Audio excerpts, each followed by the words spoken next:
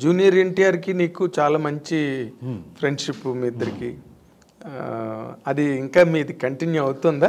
Continue అవుతుంది sir, అది ఆయన లేదు అంటే ఆయన వర్క్లో ఆయన ఉంటాడు, బిజీగా ఉంటాడు. ఇదివరకు అంటే పిల్లలు పుట్టక ముందు అంటే ఎక్కువ శాతం కలిసేవాళ్ళం. పిల్లలు పుట్టిన తర్వాత ఏజ్ పెరుగుతున్న కొద్దీ he has his own family కదా, so he has to spend time there and he has to spend time. అప్పుడు ఇంకా తనకున్న కథలు సినిమాలు వినడం రెగ్యులర్గా ఉంటుంది కదా, అవును. అందుకని తన టైం ఈ మధ్య తగ్గింది. బట్ బేసిక్ ఫ్రెండ్షిప్ ఉంది. అదే ఇంకా మొన్న మధ్యన ఫోన్ చేసి లొకేషన్ రా అంటే వస్తా అన్నా కానీ కుదరలేదు, నాకేదో పని ఉండి నేను వెళ్ళలేదు. అంటే మామూలుగా జూనియర్ ఎన్టీఆర్ సినిమాల్లో నువ్వు మొదటి రోజుల్లో చాలా సినిమాల్లో ఉన్నావు. తర్వాత కూడా అండి మొన్నటిదాకా కూడా చేస్తూ వచ్చాను నేను. జనతా గ్యారేజ్, ఈవెన్ ఇప్పుడు ఆర్ఆర్ఆర్. అవును, ఈ మధ్య కూడా ఆర్ఆర్ఆర్లో తన్నే కదా ఇంట్రొడ్యూస్, తన క్యారెక్టర్ని కదా ఇంట్రొడ్యూస్ చేసే క్యారెక్టర్ అది. ఎగ్జాక్ట్లీ అప్పటి నుంచి అది ఇలా కంటిన్యూ అవుతూనే ఉంది మీ ఇద్దరి మధ్యాహ్నం. నీకు అలాంటి ఫ్రెండ్షిప్ ఇంకెవరితో లేదా? ఉందండి, నాకు తరుణ్తో ఉంది. తరుణ్తో ఐఎమ్ వెరీ క్లోజ్. మనోజ్తో ఉంది ఆ క్లోజ్నెస్.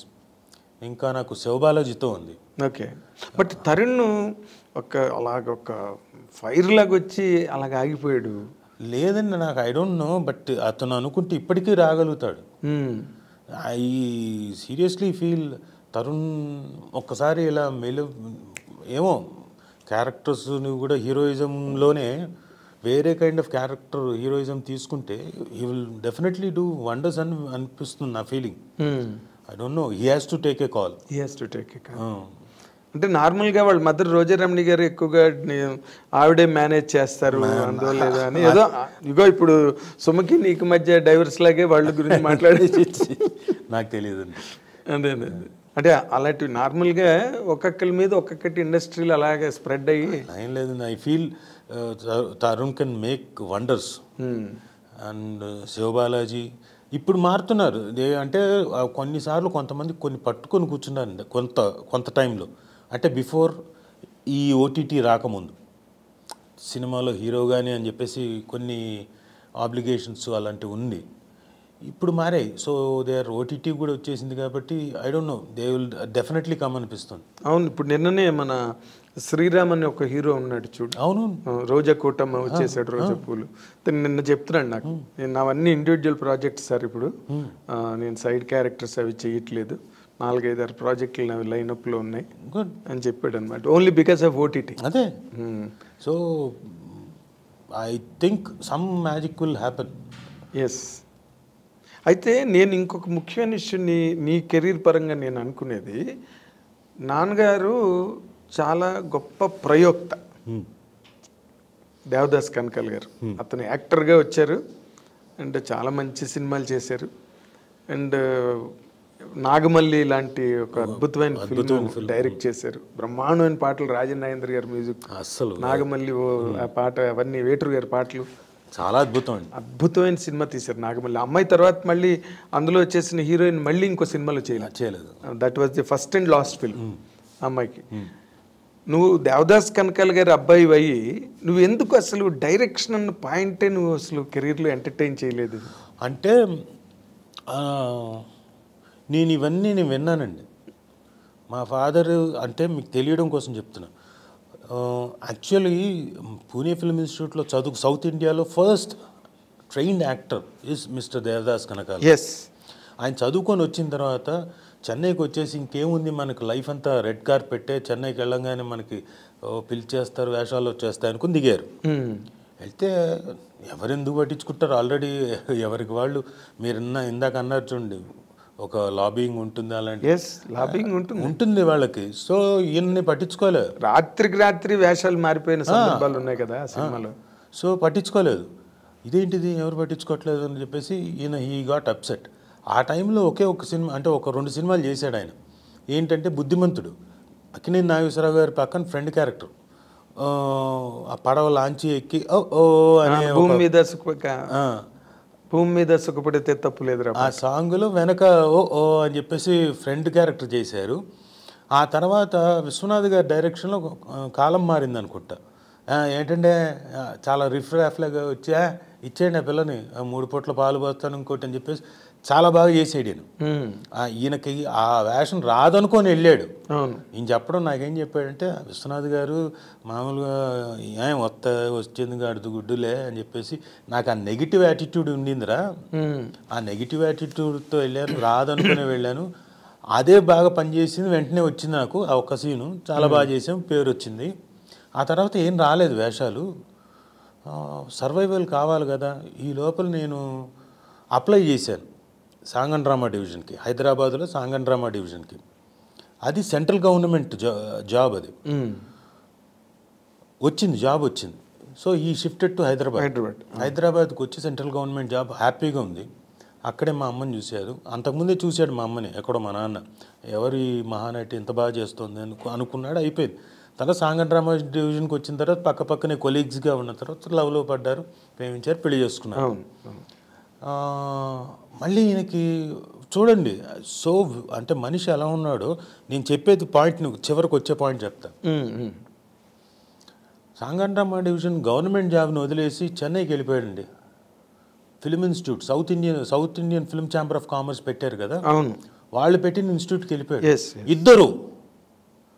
ఇద్దరు మా మదరు మా ఫాదరు ఇద్దరికి గవర్నమెంట్ జాబ్ ఉండగా, సెక్యూర్డ్ జాబ్ ఉండగా వదిలేసి అలా వెళ్ళిపోయారు. మా నాన్న వెళ్ళాడంటే సరే south Indian Film Chamber of commerce 10 మంది తయారు చేయొచ్చు అనుకున్నాడు, ఏమో వస్తే వేషాలు వస్తాయి అనుకున్నాడు. ఈవిడ కూడా మా నాన్న అక్కడికి వెళ్ళిపోయాడు, ఇక్కడ రిజైన్ చేసి వెళ్ళిపోయింది. అక్కడికి వెళ్ళిపోయిన తర్వాత సరే 7 బ్యాచెస్ దాకా ఇన్స్టిట్యూట్ బాగానే నడిచింది.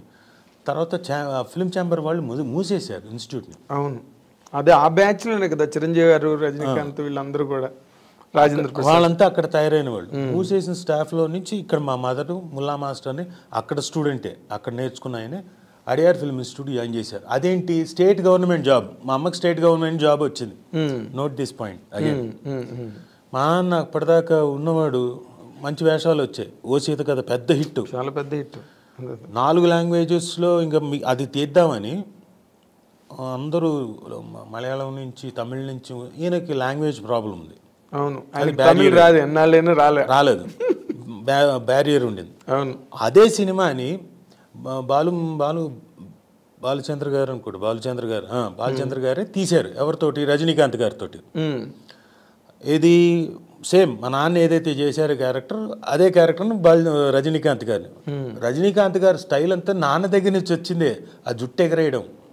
అవును, ఎస్ ఎస్, అది ఫస్ట్ సినిమాలో ఆయన కూడా అలా ఎగిరేసి అలా వచ్చారు, సేమ్ ఇది. అవును, సో ఆ లాంగ్వేజ్ ఆయనకు అక్కడ ఆ వేషాలు. ఇంకా ఆ తర్వాత సిరిసిరి మువ్వ, మాంగళ్యానికి మరోముడి, ఇలాంటి ఒక విశ్వనాథ్ గారి దగ్గర చేస్తూ అక్కడే ఒక 6-7 సినిమాలు చేశారు. తర్వాత ఏమనుకున్నాడంటే ఈయన, ఎంతకాలం ఇది నేను ఇన్స్టిట్యూట్లోంచి స్టూడెంట్స్కి వస్తున్నాయి, మహా అంటే మొత్తం అంతా 7 బ్యాచ్ల్లో చూసుకుంటే 10 మందికో 15 మంది 20 మందికి వచ్చింది, ఇంకా మిగతా వాళ్ళకి రావాలి కదా అని చెప్పేసి ఉద్దేశంతో ఈయనంతకు ఈయన డైరెక్షన్ మొదలుపెట్టి ఈ వాంటెడ్ టు ఇన్స్టిట్యూట్ వదిలేశారు. అంటే ఇంకా క్లోజ్ అయిపోయింది కదా, ఇంకా దాంట్లో కష్టాలు, డబ్బులు రావు, చేతికి రావు, ఇంకా అంటే మిగతా వాళ్ళందరికీ ప్రాబ్లమ్స్, డబ్బులు ఇవ్వకపోవడాలు, ఇవన్నీ. తర్వాత ఈయన డైరెక్షన్ మొదలుపెట్టిన దాంట్లో ఒకటి చలిచేమలు బాగానే ఉండింది, నిజం పోయింది. మీరన్న నాగమల్లి సాంగ్స్ పరంగా చాలా పెద్ద హిట్, కానీ సినిమా పెద్దగా ఆడలేదు, రెవెన్యూ పరంగా రాలేదు. So average film. సో 2-3 సినిమాలు అలా అయ్యేసరికి ఇది కాదు అనుకున్నాడు. ఏంటి ఏదోదో అయిపోతుంది నా లైఫ్, అక్కడి నుంచి ఇక్కడికి వచ్చాను, ఇక్కడి నుంచి ఇక్కడే అనుకున్నాడు. అదే టైంలో ఏఆర్ కృష్ణ గారు ఇక్కడ రిపట్రీ, ఆంధ్రప్రదేశ్ రిపట్రీ ఉండింది. దేవదాస్ నువ్వు ఇక్కడికి వచ్చే ఇక్కడ టీచింగ్కి అని చెప్పేసాను. అది సెమీ గవర్నమెంట్. అంటే ఇక్కడికి వచ్చి ఈయన నైట్ వెళ్ళిపోదాం పదా, రిపట్రీ అక్కడ పెడుతున్నాడు ఏఆర్ కృష్ణ గారు అంటే, మా అమ్మ స్టేట్ గవర్నమెంట్ జాబ్ రిజైన్ చేసి వచ్చేసింది ఇక్కడికి. ఇది సెమీ గవర్నమెంట్, ఇక్కడ స్టైఫండ్ ఇచ్చి ఆర్టిస్టులను తయారు చేస్తారు. అక్కడే మన దీక్షిత్ గారు, భిక్షు గారు వీళ్ళంతా నేర్చుకుంది. వీళ్ళంతా 2 years అక్కడి నుంచి మళ్ళీ మధు ఫిల్మ్ ఇన్స్టిట్యూట్ షిఫ్ట్ అయ్యారు 2 years తర్వాత. అక్కడి నుంచి మళ్ళీ 2 ఏళ్ళు చూసిన తర్వాత మా ఓన్ ఇన్స్టిట్యూట్ పెట్టుకున్నాం 85 నుంచి. అక్కడ కష్టాలే, అక్కడ అన్ని కష్టాలే, అప్పులు, కష్టాలు కష్టాలు కష్టాలు, ఎప్పుడు సవ్యంగా డబ్బులు ఉండేవి కాదు.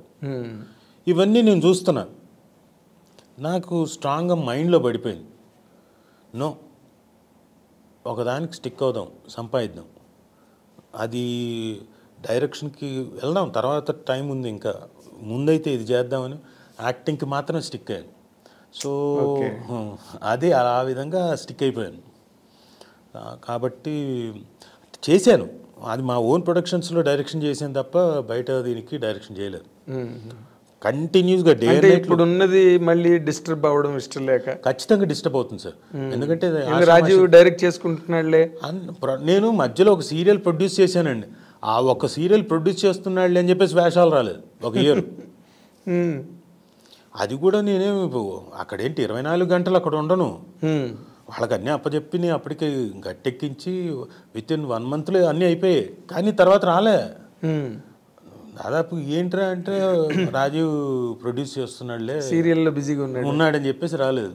అవును, ఇది వేరే ఫాస్ట్గా స్ప్రెడ్ అయిపోతుంది ఇండస్ట్రీలో, మనం అడగకుండా చెప్పేస్తారు అందరూ 100% బిజీగా ఉన్నాడండి అని, ఆ వేషాలు ఇంకోళ్ళకి వెళ్ళిపోతాయి. ఖచ్చితంగా అక్కడ లాబింగ్ పని చేస్తుంది ఖచ్చితంగా.